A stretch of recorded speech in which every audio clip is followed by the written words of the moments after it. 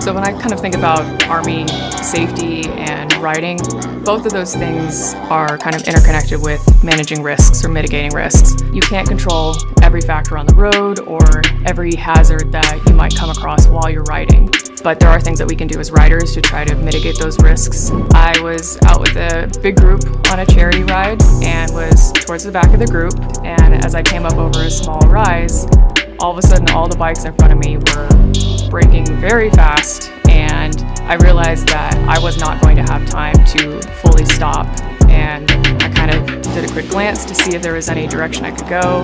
There was no space on my left or my right, and so I had to initiate emergency braking on my motorcycle. Unfortunately for me, I accidentally locked up the back tire on my motorcycle. It's a little embarrassing, because we all think we're better riders until that moment actually happens.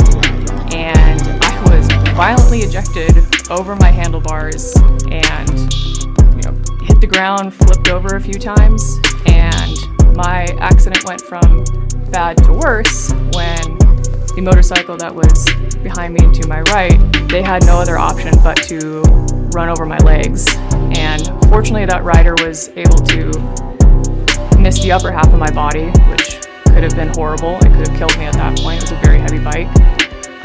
And he had no option to go to the right because it would have hit my motorcycle that was now skidding across the freeway and probably would have thrown him and his passenger. And so he ran over my feet, and I ended up breaking my right ankle, fracturing multiple bones in my left foot, and had a compound fracture in my right elbow.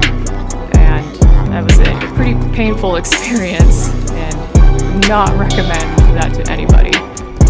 Fortunately for me, I was wearing all of my protective gear at that time, and I walked away with I wasn't walking, I rolled away. I was able to roll away because I didn't break my neck or injure my spine or my legs. But yeah, if I wasn't wearing my PPE that time, I probably would have broken my jaw. Very well could have broken my neck. So this is the helmet I was wearing in the accident. DOT approved. I don't have a great memory of that day, but you can see where I hit in multiple spots where there's a good impact here on the left side, scraping up, rolled over a few times. So there's the scrapes along the visor here that kind of show the different directions, as well as a fun spot right here where my chin would be. Managed to save my face that way. If I could go back and change that, I do wish that I was wearing actual armored top, because I had the Army required long sleeve, but I learned that it only takes like a half second of sliding on the ground to tear through my long sleeve shirt. So a little bit of road rash on the left arm, but otherwise I was all right afterwards. So it saved my life having all my gear on.